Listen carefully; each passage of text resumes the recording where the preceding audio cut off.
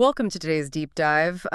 Pull up a chair, get comfortable, and, settle in. We're absolutely thrilled you're joining us at the table for this one. Yeah, we really are. And we have a genuinely fascinating journey ahead of us today. We do. We're looking at a pretty thick stack of notes today, centered around a remarkably detailed Wikipedia article. And it focuses on a single structure in Washington, D.C., Right. the Dirksen Senate Office Building. Which I know. On the surface, that might sound like we're just gearing up to give you a dry real estate tour. Yeah, exactly. But I assure you, it is far more compelling than that. That was my initial thought, too, honestly. I mean, when you first hear the phrase Senate Office Building, you probably picture this static, boring marble box where politicians just sit at wooden desks pushing paper. Right, a giant filing cabinet for people. Exactly. But our mission for this deep dive is to uncover how this specific building actually tells a highly dynamic story. It's not just a container for government. It's a physical timeline of America's post-war expansion, the dawn of the television age, and really the inner workings of the United States Senate itself. We're going to see how bricks, mortar, and marble actually dictate history. It really is a masterclass in how physical architecture ends up shaping political reality. Yeah. Because the spaces we build, they invariably end up shaping the way we govern, the way we communicate, and really how a nation's government physically mutates alongside its population. Okay, let's unpack this, because the timeline of this building is surprisingly dramatic, and it starts at a very tense moment in history. It really does. We have to rewind all the way back to the eve of America's entry into World War II. It's December 1941. And the U.S. Senate authorizes the architect of the Capitol at the time to prepare plans for a brand new second Senate office building. Right. But why then? I mean, why, literally on the brink of a global conflict, is the Senate suddenly worried about office space? Well, the timing there is absolutely crucial to understand. Yeah. And it has everything to do with the scope of the federal government. You have to look at what was actually happening in the 1930s. The government's role had been expanding massively. Right, the New Deal. Exactly. Nationally with those New Deal programs, but also internationally as global tensions were rising. All of this extended government action meant new, incredibly complex issues required senatorial oversight. They needed to take action. Yes, and more action naturally means more work. Which requires more people to actually do that work. That is the core of it right there. Up until this point, the Senate was operating out of the Capitol building itself and the original Senate office building, which was built way back between 1904 and 1908. And we know that original building today is the Russell Senate office building. Correct. But with the government rapidly expanding its administrative and wartime role, those existing spaces became incredibly claustrophobic. I can imagine. The conditions were just way too tight for the volume of work that needed to be done. You essentially had a 19th century infrastructure trying to manage a 20th century superpower. But then, of course, World War II fully breaks out. America enters the war, and those building plans, understandably, get delayed. They had to. Right. They put the architectural blueprints on ice to focus on the global crisis. But the space problems didn't just magically go away. They actually grew increasingly urgent. Very urgent. And this brings us to the post-war boom. In 1945, right after the war ends, the United States Congress starts looking inward again, which leads to the Legislative Reorganization Act of 1946. Yes. What did that act actually do to change the physical landscape of the Senate? That act was a massive turning point in American political history. Its primary goal was to modernize and streamline the operations of Congress, making the whole thing more efficient. Okay. But practically speaking, it specifically aimed to provide senators and their various committees with professional staff assistance. Wait, let me make sure I'm picturing this correctly. Before this 1946 act, what did a senator's staff even look like? Were they just flying solo? Not entirely solo, no. But the staffs were relatively small. Maybe a clerk, a secretary, a very lean team. Okay. But suddenly, with this Reorganization Act, there is this massive influx of professional, specialized staff. We are talking about policy advisors, legal counsel, press secretaries. A whole entourage. Exactly. The Senate was professionalizing. But they literally had nowhere to put these new experts. And the source material notes something wild here. The Senate actually had to resort to renting space in nearby private buildings and leasing out several other government spaces. Yeah, It's crazy to think about. Just imagine that visual for a second for everyone listening. Yeah. The United States Senate, the highest legislative body in the land, having to lease random commercial office space around town just to fit their newly modernized staff. It really highlights the sheer desperation of the situation. And on top of that immediate crisis, they are looking ahead to the late 1950s, anticipating the admission of Alaska and Hawaii as brand new states. Which means 4 new senators are on the way. Right. And those 4 new senators are going to bring 4 massive new professional staffs with them. Yeah. The pressure for space was mounting from every possible angle. It was. The building was practically bursting at the seams before it was even built. If we connect this to the bigger picture, that physical acquisition of adjacent property on the north side of the Capitol in 1948 wasn't just a routine real estate transaction. No. It was the direct, tangible reaction to a rapidly changing, modernizing America. The country had fundamentally shifted from its pre-war state. It was bigger, more complex, way more bureaucratic. Right. And the physical footprint of its government had absolutely no choice but to shift and expand right alongside it. So by 1948, they finally acquired the land they need. Let's talk about the aesthetic vision for this new space, because they weren't just slapping together some temporary structure. Definitely not. The consulting architects were from a New York City firm called Eggers and Higgins. What kind of blueprint were they actually pitching to the Senate? They were pitching an absolute behemoth of a structure. We are talking about a 7-story building faced entirely in pristine white marble, encompassing a staggering 712,910 square feet. Wow. It was designed to be monumental. And the location they chose was highly strategic. It sits across First Street from the old Senate office building, the Russell Building. Okay. And it's located diagonally northeast across the Capitol grounds from the Senate's north wing of the Capitol itself. And looking at the notes on the design, it's a really fascinating balancing act. It was designed to harmonize with the Greek and Roman eras of classical revival style architecture. Yes. For anyone listening who might not be a huge architecture buff, what does classical revival actually look like in this specific context? Think of the iconic buildings you instantly associate with Washington, D.C. Large columns, sweeping marble staircases, absolute symmetry, a real sense of ancient permanence. Right, the classic postcard look. Exactly. The Capitol Building and the Russell Building heavily feature this style. Eggers and Higgins wanted this new building to fit seamlessly into that existing visual language, so it wouldn't look out of place. That makes sense. But they also made it distinctly more streamlined and slightly less ornate than that first Senate office building. It was a cautious step toward mid-century modernity while still trying to deeply respect the ancient past. You really see that blend of art and industry in the specific detailing of the building. The source mentions these intricate bronze spandrels between the 3rd and 4th floor windows. Yes, the spandrels. Just to clarify for you listening, a spandrel is essentially the architectural space between the top of one window and the sill of the window right above it, right? That's correct. It's very often used as a canvas for decorative elements in classical architecture. And what's interesting here is the subject matter they chose for those bronze panels. Yeah. They don't depict ancient Greek gods or abstract philosophical concepts like justice or liberty. Which you'd expect. Right. Instead, they depict highly grounded scenes from American industry. The notes specifically list shipping, farming, manufacturing, mining, and lumbering. It's essentially a metallic snapshot of what was driving the American economic engine at that exact moment in the mid-20th century. Exactly. It's celebrating American muscle. And then, below the new building's west pediment, which is that large triangular gable you often see above the entrance of classical buildings, there is this incredibly powerful inscription. Oh, I love this detail. It reads, "The Senate is the living symbol of our Union of States." It's a very grand, almost romantic vision of what the building should represent. But as is so often the case with massive government infrastructure projects, the harsh reality of construction was a bit more complicated than those idealized blueprints. Oh, always. Even though the Senate approved the plans for this new building in 1949, they didn't actually manage to start construction until 6 years later, in 1956. And a lot happens to an economy in 6 years. Oh, yeah. In that window between approval and groundbreaking, the costs of materials and labor had gone up significantly. The budget was suddenly incredibly tight.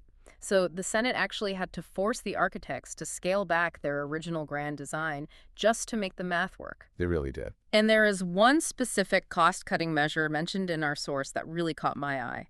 They famously eliminated a planned central corridor. How does removing a hallway impact a building of this scale? It changes the entire psychological and functional flow of the workspace.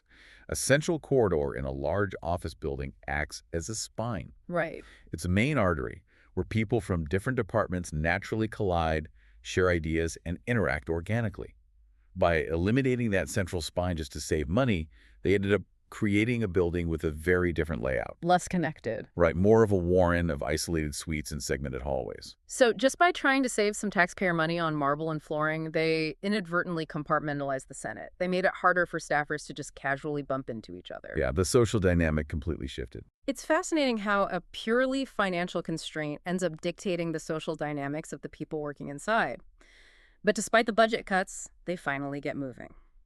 On July 13th, 1956, with the architect of the Capitol looking on, members of the Senate Office Building Commission laid the cornerstone. Finally. And the building officially opened its doors a little over 2 years later, in October 1958. Which brings us to perhaps the most impactful architectural decision made during this entire decade-long process. Here's where it gets really interesting, because the Dirksen Building wasn't just built to house more desks and more staffers. It was specifically built from the ground up for the dawn of the television and wider media era. This is a profound, almost revolutionary shift in government architecture. Tell me about it.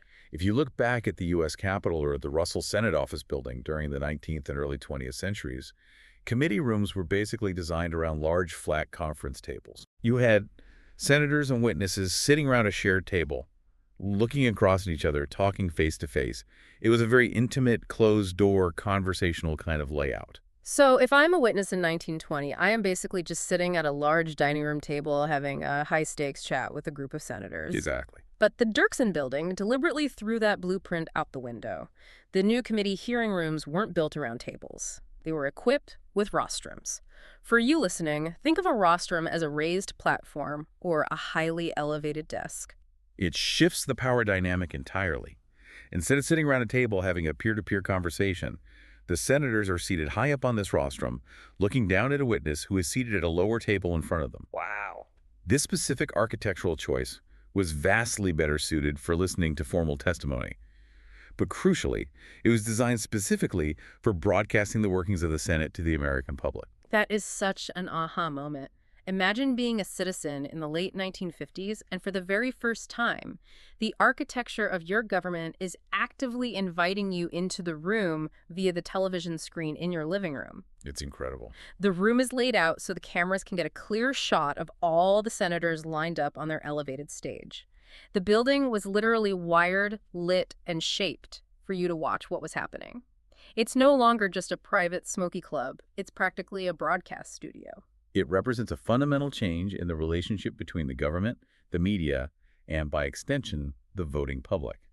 The architecture actively facilitated a brand new era of transparency, or at the very least, a new era of public visibility and visual consumption of politics. Let's zoom out from the hearing rooms for a second and look at the broader neighborhood dynamics, because the Dirksen Building obviously doesn't sit in a vacuum.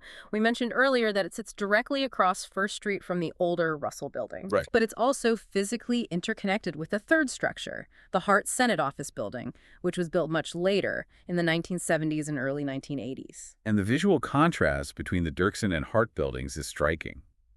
The spot where the Hart Building now stands was originally intended, way back in the day, to hold a mirror image of the Dirksen Building. Oh, really? Yes, it was supposed to match the ancient classical revival architectural style of Dirksen, Russell, and the Capitol.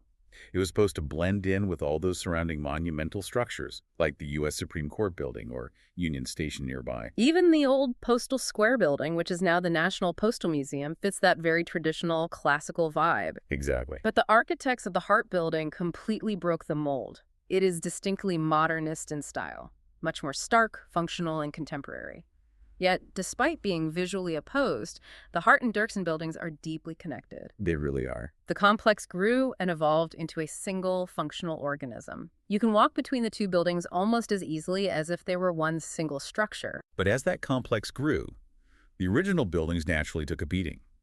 By the time we get to the turn of the century, the Dirksen Building itself was really starting to show its age. I bet. Keep in mind, it had been operating as a high-traffic government hub for over 40 years at that point. Mm-hmm. So Almost 2 decades after the newer Hart Building was finished, Dirksen finally underwent a massive, much-needed renovation. This major overhaul took place during 1999 and 2000. And this renovation didn't just fix the plumbing, it completely changed the internal reputation of the building. There's a wonderful quote in our sources from Senator Robert F. Bennett of Utah, who was chairman of the Senate Legislative Branch Subcommittee around that time. It's a great quote because it really captures the unwritten internal culture of the Senate that the public rarely gets to see. Senator Bennett said, and I quote, "When I came here, the Dirksen Building was considered the low-rent district, and senators would start their careers in the Dirksen Building and then move out as quickly as they possibly could. I have nostalgia for the Dirksen Building because this is where my father had his office, and I was very content to stay here. Now that it has been renovated, I consider that we are in the high-rent district. It is now workspace that will serve the needs of the senators for another 50 years. That phrasing is so revealing. Low-rent district versus high-rent district. Yeah. It exposes the fact that even among the highest, most powerful levels of government, there is an intense hierarchy of office space. Your physical location in the Capitol complex, the quality of your windows, how close you are to the chamber, it all signals your seniority and your political status. It's like high school, but with federal budgets. Exactly. But that turn-of-the-century renovation elevated Dirksen's status, preparing it for the 21st century and ensuring it would remain premium real estate. And that naturally leads to the question of who is actually occupying that premium real estate today. Who is walking these freshly renovated halls? Looking at the directory provided in our source material, and we have to be absolutely clear here to you listening, we are strictly impartial. We are just highlighting the diverse tenant list as presented in the source without endorsing any political viewpoints whatsoever. Of course. But just reading the list, it's a truly bipartisan roster. You have folks from entirely different sides of the political spectrum sharing the exact same physical hallways. You have Bernie Sanders, an independent from Vermont, in room 332. Right. Down the hall, you have Susan Collins, a Republican from Maine, in room 413. Raphael Warnock, a Democrat from Georgia, is over in room B40D. It really is a fascinating snapshot of the nation's elected representatives, with all their diverse viewpoints and platforms forced to share the same physical, mundane workspace. And it's not just individual senators' offices either. The Dirksen Building houses some incredibly heavy-hitting, historically significant committees. The gravity of the decisions made within these specific walls is immense. Our notes list the Special Committee on Aging, the Committee on the Budget, the immensely powerful Committee on Foreign Relations, and the Judiciary Committee. These are major groups. We are talking about the physical rooms where the groups that oversee our international diplomacy, manage our national budget, and handle the confirmation of federal judges actually sit down and hash out policy. It is serious history-making business happening every single day. It is. But right alongside all that serious, world-altering business is one of the most practical, surprising, and honestly quirky details we found in this entire deep dive. Oh, this is my favorite part. Tucked away inside the grandeur of the Dirksen Building is the Senate Staff Health and Fitness Facility. Yes, an actual staff gymnasium located right there in the building. Yeah. Prior to 2001, it was formally referred to as the Senate Health and Fitness Facility, without the word staff in the title. But essentially, it's a dedicated exercise space for the hundreds of people working the grueling, famously long hours required on Capitol Hill. A gym in an office building makes sense. But the gym itself isn't the quirky part. The truly memorable detail is how this specific gym is paid for. What's fascinating here is the incredibly specific funding mechanism. According to Chapter 4, Section 121 of Title II of the United States Code, and yes, we are getting deep into the legislative weeds of the U.S. Code to find this out. This fitness facility operates via a revolving support fund that is administered by the U.S. Department of the Treasury. Okay, a revolving fund administered by the Treasury sounds like standard, dry government bureaucracy. But where does the actual money in that fund come from? Right. It comes from two places. First, membership dues, which is entirely normal. But the second source of funding is monies obtained through the operation of the Senate's waste recycling program. It is a brilliant, highly practical, and almost humorous closed-loop system. Literally turning political trash into physical fitness. I just love the mental image of a stressed out staffer throwing a failed drafted bill into the blue recycling bin, knowing that the paper from that dead legislation is going to be sold off to help pay for the maintenance of the treadmills downstairs. Oh, perfect. It is such a wonderfully relatable, grounded detail in a building that is otherwise steeped in so much marble grandeur and historical seriousness. It absolutely grounds the building. It reminds us that despite the majestic columns, the heavy hitting committees, and the high-stakes televised hearings, this is fundamentally just a workplace. Yeah. It's a place where regular people drink way too much coffee, generate a lot of paper recycling, and just try to squeeze a workout in before their next stressful meeting. So what does this all mean? We started this deep dive with a stack of notes about a Wikipedia article detailing a government office building. It sounded like a straightforward real estate profile, but what we actually uncovered is a vibrant, living story. The core takeaway for you as a listener is that the Dirksen Senate office building is not just a passive container for politicians to sit in. It is a physical, architectural timeline of American history. Absolutely. You can literally trace the massive expansion of the United States government during and after World War II in its very origins. You can see the admission of new states like Alaska and Hawaii reflected in its expanded square footage and the desperate need for more staff space. Even modern everyday priorities like environmental recycling are permanently built into its day-to-day financial operations. It perfectly captures how a physical structure reacts to the shifting times around it. But looking at all of this also leaves me with a lingering, somewhat provocative question, something that really builds on the historical text we've explored today. I'm intrigued. We spent a lot of time talking about how the Dirksen Building deliberately shifted away from intimate, flat conference tables to those highly elevated rostrums, specifically to accommodate the new era of television cameras. This raises an important question. Exactly. If you build a stage, do people naturally start acting? Oh, wow. How much did that purely architectural choice putting politicians on an elevated, well-lit platform change the very nature of American political behavior? Did the layout of the room itself actively turn nuanced policy discussions into the highly polarized, televised performances we so often see today? That is a fascinating point. It's something really fascinating for you to mull over the next time you happen to watch a congressional hearing on the evening news. Don't just listen to what they're saying. Look at the room itself. Look at the elevation of the desks, the placement of the cameras, and ask yourself how the physical space is secretly shaping the conversation. It's an incredibly powerful lens through which to view our government and the spaces they occupy. It really is. Thank you so much for joining us at the table for this deep dive. We hope you enjoyed exploring the dynamic, hidden history of the Dirksen Senate office building as much as we did. We warmly encourage you to keep your eyes open and keep seeking out the stories hidden in the seemingly static structures all around you. Until next time.